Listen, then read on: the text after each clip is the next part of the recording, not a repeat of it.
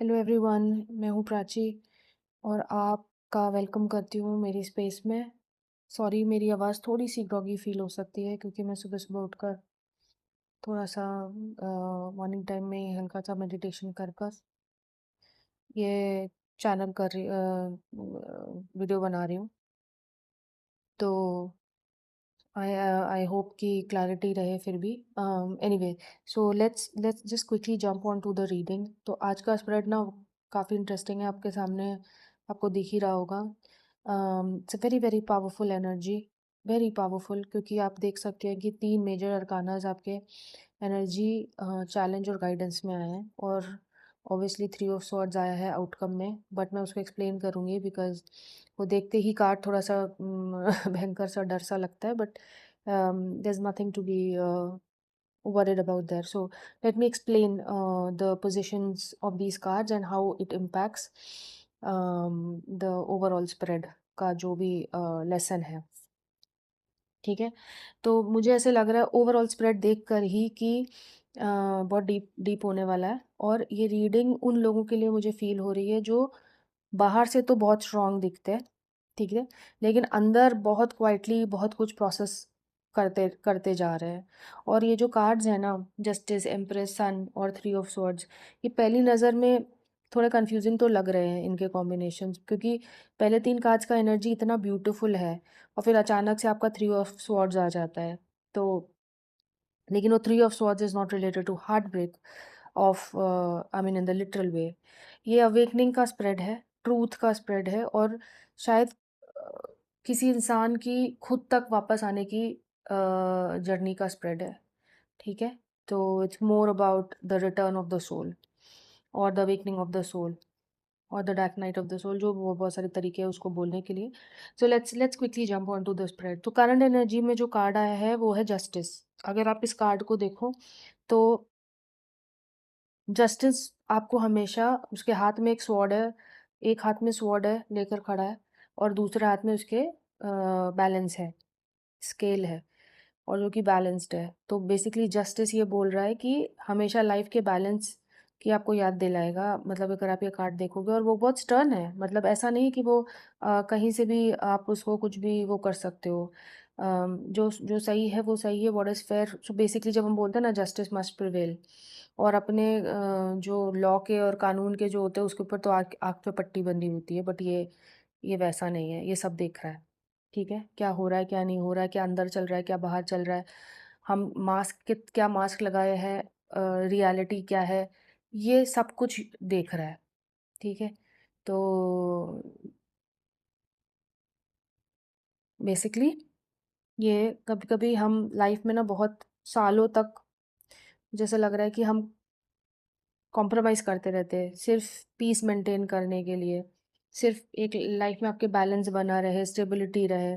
हम बोलते नहीं हैं, हम रिएक्ट नहीं करते, हम चुपचाप सिर्फ़ एडजस्ट करते रहते हैं, क्योंकि हमको लगता है कि अगर हम यू नो एक्चुअली लगता भी नहीं है, मुझे लगता है कि हमारे आई डोंट नो, ऐसे सबकी अपब्रिंगिंग सेम नहीं होगी, बट मेरे को ऐसा लगता है कि जनरली बच्चों की बचपन से ही कंडीशनिंग ऐसे करी जाती है, specially, I mean I don't want to be a very gender biased here, but specially लड़कियों की, कि नो आपको एडजस्ट करना है, आपको एडजस्ट करना है, आपको घर की शांति बनाने के लिए अपना थोड़ा सा you you have to stay silent, you have to be peaceful, you have to make sure people are not don't get very uncomfortable around you. तो एडजस्ट वर्ड तो इतना कॉमन है ना अपने इंडियन हाउस होल्ड्स में, जब लड़की की शादी करके उसको दूसरे के घर भेजते हैं तभी उसको ये सिखा रहे होते हैं कि बेटा एडजस्ट करना, बेटा एडजस्ट करना। ठीक है, एडजस्ट करने में मुझे नहीं लगता कोई बुराई है। मतलब एक लेवल तक हर इंसान को दूसरे इंसान के साथ एडजस्ट करना ही पड़ता है, अदरवाइज आप एक कम्युनिटी में रह नहीं सकते हो। क्योंकि अगर हर इंसान इस लेवल पे आ जाए कि नहीं, माई वे और द हाईवे, तो आप नहीं रह पाओगे एक ग्रुप और कम्युनिटी में। तो वो उस लेवल के एडजस्टमेंट की मैं बात नहीं कर रही हूँ, वो बहुत एक नेक्स्ट लेवल एडजस्टमेंट की बात कर रही हूँ, जिसमें कि एक इंसान धीरे धीरे, मतलब मतलब वो इंसान दे देकर या फिर चुप रहकर बस सहे जा रहा है। ठीक है, आप देखो, ये लोग ज़्यादा बोलेंगे नहीं, रिएक्ट नहीं करेंगे, एडजस्ट करते रहेंगे। धीरे-धीरे एक पॉइंट आता है जहाँ पर सोल आपका जो सोल है ना, क्वाइटली थक जाता है बिल्कुल। कि मतलब आपकी सारी एनर्जी निकल जाती है। आप देखोगे कुछ लोग ना बस जिए जा रहे हैं। आप उनसे बात करोगे ऊपर से वो तो तुमको स्माइल पास करेंगे। आप बस उनको ज़रा-सा जाकर आजकल तो मैं स्पेशली देख रही हूँ, पोस्ट कोविड ऐसा मुझे लग रहा है कि जैसे हर कोई अंदर से भरा बैठा हुआ है और ऊपर से सब अपना बहुत अच्छा दिखा रहे हैं, ये चल रहा है, वो चल रहा है, मैं फिट हूँ, मैं ये हूँ। आप जाकर किसी से ना 5 मिनट जाकर बात कर लो, अगर ज़रा-सा आपकी कन्वर्सेशन डीप चली जाएगी, आपको पता चलेगा कि जो लोग ऊपर से अपना इतना बढ़िया-बढ़िया दिखा रहे हैं, लाइफ सब सेटल्ड है, सब कुछ मस्त है, इंटरनेशनल ट्रैवल्स कर रहे हैं, लाइफ में प्रॉब्लम्स चल रही हैं। हस्बैंड इनका एडजस्ट नहीं कर रहा है, अब्यूज़िव भी है और बहुत सारी मतलब आपको बातें पता चलेंगी। सॉरी यहाँ पे मैं कोई जेंडर के लिए बात करने नहीं आई हूँ, बट मैं जनरली अगर कोई एग्ज़ाम्पल्स लेती हूँ, तो प्लीज़ आप उसको एज़ अ जेंडर स्पेसिफिक मत लीजिए। ठीक है? तो ऐसे इंसान की बात हो रही है यहाँ पे। तो करंट एनर्जीज़ में ये एक इंसान है, रोज़ सुबह उठकर ऑफ़िस जा रहा है, मीटिंग्स कर रहा है, सब रिस्पॉन्सिबिलिटीज़ निभा रहा है, लेकिन अंदर से वो खुद से ही डिस्कनेक्टेड फ़ील कर रहा है। मतलब क्यों फ़ील कर रहा है वो हम आगे देखते हैं और वो तो उसको खुद ही थोड़ा-सा इंट्रोस्पेक्शन करना पड़ेगा। लेकिन फिर एक दिन ना एक आवाज़ आती है कि मैं सच में खुश हूँ भी या सिर्फ़ सर्वाइव कर रहा हूँ? और ये आवाज़ आपको अगर ये आवाज़ आ रही है ना, इसका मतलब है कि कहीं न कहीं आप सही डायरेक्शन में सोच रहे हो। लेकिन क्योंकि कुछ लोगों को तो ये आवाज़ ही आनी बंद हो जाती है। उनको लगता है कि जो है, जैसा है, वही सही है। वही उनको सही लगने लगता है। जब आपको आपके ऊपर अत्याचार चलो बहुत स्ट्रॉन्ग वर्ड है। अत्याचार तो बहुत स्ट्रॉन्ग वर्ड है। यहाँ पर कोई आपसे अत्याचार करा नहीं रहा है। आप खुद ओवरगिव कर रहे हो रिलेशनशिप में या फिर किसी भी एक सिचुएशन में। तो मुझे ऐसा लग रहा है कि आपको अगर कभी ये लगे ही नहीं कि आपने मतलब आप बहुत ओवर गिव कर रहे हो और उसमें कोई गलती है और सामने वाला आपको एक्नॉलेज तक नहीं कर रहा है, आपको वो बैलेंस गिव एंड टेक नहीं मिल रहा है रिलेशनशिप में और आपको फिर भी कुछ गलत नहीं लग रहा है, तो मतलब आपकी एक नेक्स्ट लेवल पे कंडीशनिंग हो चुकी है और आपको सच दिखाना और आपको ये बताना कि ये एक नॉर्मल वे ऑफ लिविंग नहीं है, उसमें टाइम लगेगा और वो तभी होगा जब आपको कभी ये सही खुद से लगेगा। कोई आपको ये बताता रहेगा, आपको नहीं लगेगा। ठीक है? तो अब जस्टिस वाला जस्टिस वही मोमेंट है जहाँ जहाँ पर आपका सोल ना ये सच देखना शुरू कर रहा है। जब तक आप ये देखना भी नहीं चाहते हो, आपको लग रहा है सब सही है, यही यही ऐसे ही होता है, दुनिया में आए हैं, ऐसे ही होगा, तब तक तब तक आप समझ लो कि आपने अपने आप ही आपके लिए ही जस्टिस नहीं कर रहे हो। और अभी कल ही मैं क्या करती हूँ जब भी मैं पूजा करती हूँ मैं एक भगवत गीता का एक कोई रैंडम पेज बीच में से खोलकर मैं उसके बारे में पढ़ती हूँ। तो कल ही मैं इसके बारे में पढ़ रही थी कि श्लोक याद नहीं आ रहा लेकिन मीनिंग ओवरऑल ये था कि पहले आपको अपने अंदर बैलेंस लाना होगा, फिर आप एक्शन लेंगे तो आपकी आउटर लाइफ भी बैलेंस्ड होगी। तो बेसिकली जो आप whatever is within is outside. Whatever is above is below. ये बहुत सारे रिलीजियस टेक्स्ट में लिखा होता है। इसका मतलब सिंपली यही होता है कि जो आपकी अंदर अंदर कंडीशन होगी ना वही आपकी बाहर होगी। अंदर आप बाहर से तो बहुत ओवर गिव कर रहे हो, सबको प्यार कर रहे हो, किसी को कुछ बोल नहीं रहे हो, लेकिन अंदर से आप कुढ़ रहे हो। अंदर से आप इतने परेशान हो, आप इतने करते हैं। तो चैलेंज एम्प्रेस एम्प्रेस चैलेंज में आई है। सोचो इतना ब्यूटीफुल कार्ड है, एम्प्रेस का चैलेंज में आया है लेकिन। तो ये क्या मतलब हो सकता है?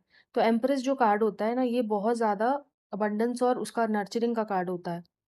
तो यहाँ पर आपको बहुत सॉफ्टनेस फ़ील हो रही है, लेकिन साथ ही इसमें एक सैडनेस भी है क्योंकि एम्प्रेस जो है एक नर्चरिंग एनर्जी है।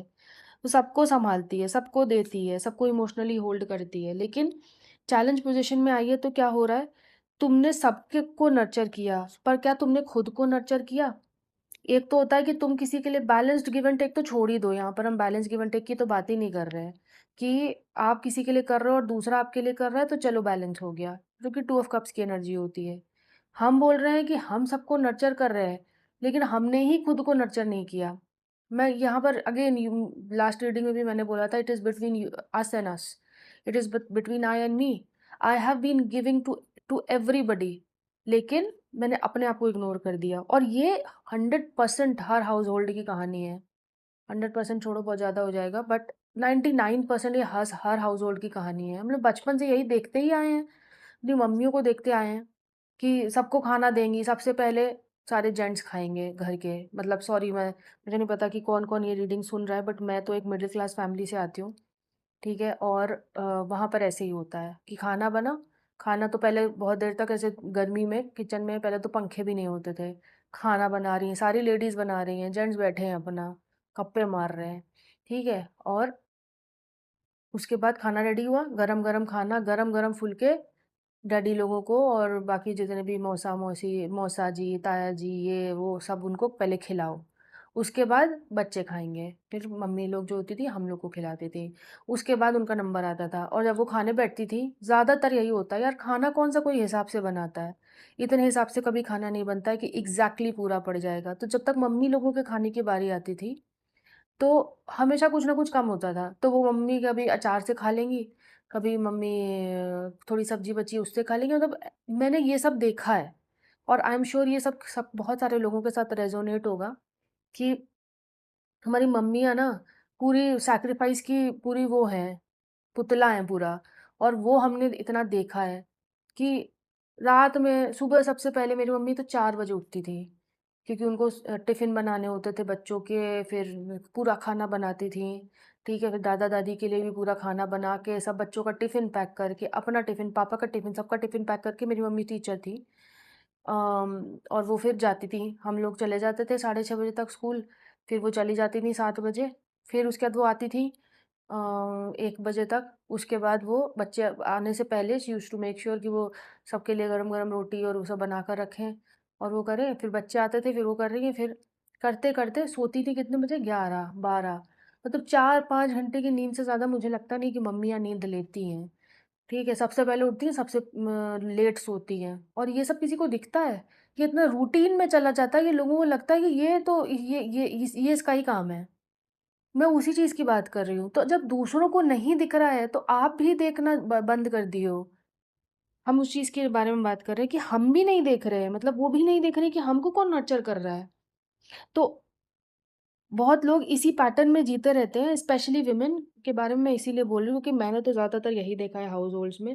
बाकी कुछ-कुछ यार एक्सेप्शनल केसेस हर जगह होते हैं, but this is the common pattern. आप पिक्चरों में देख लो, हर जगह देख लो, this is the I am not even generalizing it, this is very much in our DNA कि ऐसे ही होता है, ठीक है? तो आपका जो सोल है, आपको वो ये बताने की कोशिश कर रहा है इस वक़्त कि आपने बहुत ओवरगिव कर दिया है, आपने लोगों के लिए बहुत नर्चरिंग कर ली है, आपने बहुत चुप रह लिया है, आपने बहुत ज़्यादा स्टेबिलिटी बनाने के चक्कर में अपने आप को इग्नोर किया है। तो आप आप सबके लिए खड़े हो, ठीक है? आप सबके लिए सब कुछ कर रहे हो, लेकिन आपके लिए कौन है? आप खुद के लिए नहीं हो। तो आप लोगों को घर देते-देते वो आप खुद बेघर हो गए हो। ऐसे करके एक शेर मैंने पढ़ा था, which is very, very true here. You are trying to be a provider, you are trying to be a nurturer, you are trying to be everything for everyone, but कोई आपके लिए नहीं है। तो क्या ये बैलेंस है? ये बैलेंस नहीं है। हम लोग को बचपन से सिखाया जा रहा है ये बड़ी अच्छी चीज़ है। ये अच्छी चीज़ नहीं है, and we will touch upon that later. Okay, तो हम और पता है सबसे सबसे ज़्यादा सबसे बड़ी बात क्या है कि ये सब हमको गलत भी नहीं लगता है। अगर आप इस बारे में कभी बात भी कर दोगे ना किसी फैमिली इवेंट में, लोग बैठे हैं आस-पास, आप अपनी मम्मी के लिए स्टैंड भी लोगे, मम्मी खुद आपको मना कर देगी कि ये क्या कर रही है, बेकार बात कर रही है। ये सब पापा के सामने क्यों बोलना है, ये करना है, वो करना है।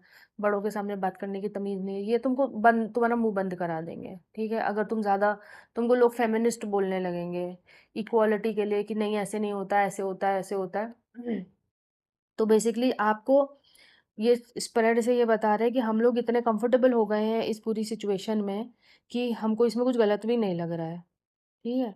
लेकिन आप कभी कभी आप अपनी मम्मी के या फिर कोई भी घर में जो भी ऐसे इस सिचुएशन में फँसा हुआ है, कभी आप उनके साथ बैठोगे ना, और डीप कॉन्वर्सेशन करोगे तो आपको पता चलेगा कि उनके लाइफ में कितने ड्रीम्स थे जो उन्होंने सैक्रिफाइस कर दिए just to keep a situation stable, ठीक है, एंड पीस रखने के लिए।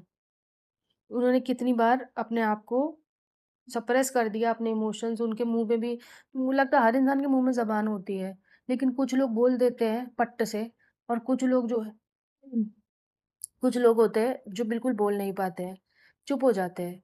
ऐसा क्यों होता होगा? जो लोग जो लोग बिल्कुल तुरंत आपको पूरा एक जवाब दे देते हैं, करारा जवाब दे देते हैं vis a vis a person who will not say, उनमें क्या डिफ़रेंस है? उनमें कंडीशनिंग का डिफ़रेंस है। और कोई डिफरेंस नहीं है, कंडीशनिंग का डिफरेंस है। जो बंदा चुप है, उसकी कंडीशनिंग ऐसी हुई है कि इट्स ओके। हर चीज़ को मतलब उनको ये भी नहीं है कि वो ये सोच के नहीं कर रहे हैं कि नहीं यार कोई ज़रूरत नहीं जवाब देने की, ठीक है? लेकिन वो ये सोच रहे हैं कि नहीं हम जवाब नहीं देंगे। एक तो हमेशा एक है कि रिस्पेक्ट फॉर एल्डर्स वाली बात आ जाती है, और एक हो जाती है कि नहीं यार शांति रखनी है। एनीवे आगे बढ़ते हैं। तो गाइडेंस देखते हैं, गाइडेंस यहाँ पे सन है। सन जो होता है वो ज़्यादातर हैप्पीनेस का कार्ड होता है, लेकिन यहाँ पर आप देखो सन पूरा ब्राइटली यहाँ पर ट्रूथ उजागर कर रहा है और बोल रहा है आंखें खोलो भैया अब, ट्रूथ को देखो, अपनी रियलिटी को क्लियरली देखो, गिल्ट के थ्रू नहीं देखो, फियर से मत देखो, अटैचमेंट के थ्रू मत देखो, सिंपली एक थर्ड पर्सन की तरह तरीके से देखो, लेकिन ऑनेस्टली देखो, ठीक है? ऑनेस्टली देखो, बिना किसी प्री कंडीशनिंग के कि नहीं ये मेरी सिचुएशन हो, बिना किसी बहाने के कि नहीं ये ऐसा है, नहीं ऐसा है, मेरी सिचुएशन ऐसी है, मेरी अलग है, मुझे ऐसे करना ही पड़ता है, नहीं।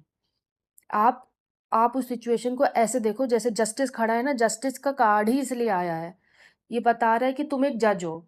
जज का क्या काम होता है? निष्पक्ष, मतलब कि उसका किसी की तरफ कोई फ़ेवर नहीं हो सकता, उसके अपने कोई बायसेस नहीं हो सकते।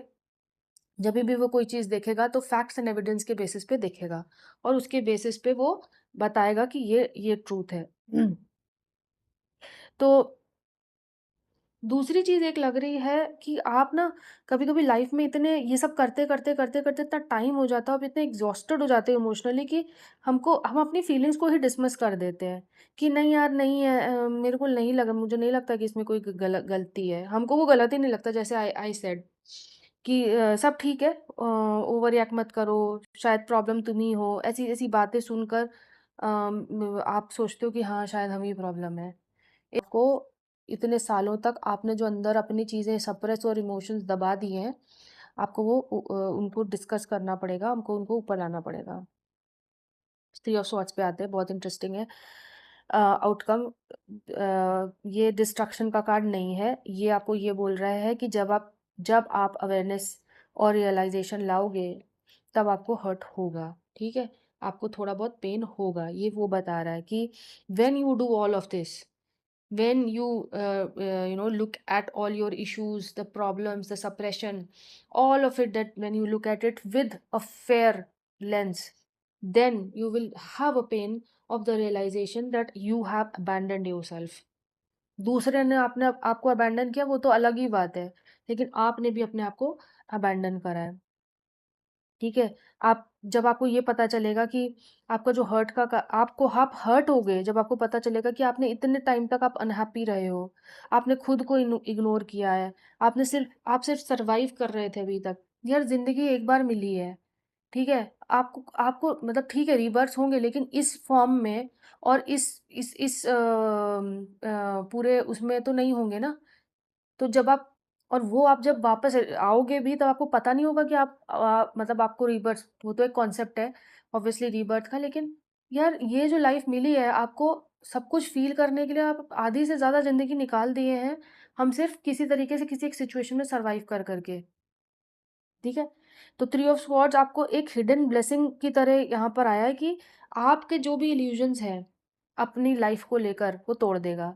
आपको लग रहा है मैं बहुत कंफर्टेबल स्टेज में हूँ, मैं स्टेबल हूँ, मेरे मेरे घर वाले सारे अच्छे से रह रहे हैं, मेरे बच्चे खुश हैं, मैं ठीक हूँ, ठीक है, सब कुछ ठीक है। नहीं, आप देखना ही नहीं चाहते हो कि आप कैसे अपने आप को, अपनी ड्रीम्स को और अपने फीलिंग्स को, हर चीज़ को आप सप्रेस कर देते हो और अबैंडन कर देते हो। तो यूनिवर्स शायद यही कह रहा है कि आप पेन को एनर्जी मत समझो, सॉरी, आप पेन को ना वो मत समझो, क्या बोलते हैं यहाँ पर थ्री ऑफ स्वॉर्ड्स से आप पेन को एनिमी मत समझो कि मतलब आप सोच रहे हो कि नहीं, नहीं, नहीं मुझे पेन नहीं होना चाहिए, नहीं। आपको पूरे सन जैसे जो सन का अवेयरनेस और वाइटैलिटी है वो यूज़ करके और एक निष्पक्ष तरीके से अपनी लाइफ़ को इंट्रोस्पेक्ट कर ये सोचना है कि कहाँ पे गड़बड़ हुई है, क्या गलती हुई है, क्या कैसे फिक्स कर सकते हैं। तो अगर मैं इस पूरे स्प्रेड को एक सेंटेंस में बोलूँ तो ये एक ऐसा फ़ेज़ है, किसी भी मतलब किसी के साथ भी रेज़ोनेट कर सकता है, जिसमें ऐसे फ़ील हो रहा है कि सोल फाइनली जो बोल रहा है कि इम्बैलेंस को नोटिस कर रहा है, कि क्योंकि ये बैलेंस दिख रहा है ना यहाँ पे, तो वो इम्बैलेंस को नोटिस कर रहा है अपनी लाइफ़ में, जहाँ जहाँ पर धीरे-धीरे जो जो सच है वो ऊपर आ रहा है और जहाँ आपको एक क्लैरिटी मिल रही है इवेंचुअली कि आपको अपनी लाइफ को फिक्स कैसे करना है, ठीक है? जो कि हर्टफुल होगा, क्योंकि ऑब्वियसली आपको बहुत सारे रियलाइज़ेशंस होंगे इस सब में। तो जब हम सच से भागना बंद कर देंगे तभी हमको असली तरीके हम असलियत में अपनी लाइफ जी पाएँगे। और यहाँ पर क्लोज़ करने से पहले मैं एक लास्ट चीज़ टच करना चाहती हूँ कि एक बहुत डीप इमोशनल लेयर यहाँ पर एक और है कि हम अपनी लाइफ में ना कभी-कभी नेचुरली ओवर गिवर मतलब हम नेचुरली ओवर कभी-कभी हम नेचुरली ओवर गिवर नहीं होते हैं, ठीक है? को आपको लग रहा है कि कोई नेचुरली ओवर गिवर कैसे हो सकता है? नेचुरली नहीं होते हैं, हमें लाइफ ओवर गिवर बना देती है। मतलब बचपन से हमको कंडीशनिंग क्या मिलती है? सबको खुश रखो, ज़्यादा मत बोलो, ये लोग अनकंफर्टेबल नहीं फ़ील होने चाहिए, अच्छी अच्छी बच्ची बनो। ठीक है? एडजस्टमेंट करना भी प्यार है। ऐसी-ऐसी चीज़ें तो सिखाई गई हैं हमारे भेजे में घुसाई गई हैं बचपन से और घुसाई क्या गई हैं, हमने अपनी आँखों से होते देखी हैं, अपने चारों तरफ, ठीक है? तो धीरे-धीरे हम ये सीख जाते हैं कि आपको एक्सेप्टेंस अर्न करनी पड़ती है कि अगर हम ज़्यादा केयर करेंगे, हम ज़्यादा देंगे और हम अपने खुद के जो नीड्स हैं और इमोशंस हैं हम उनको सप्रेस करेंगे तो लोग हमको छोड़कर नहीं जाएँगे।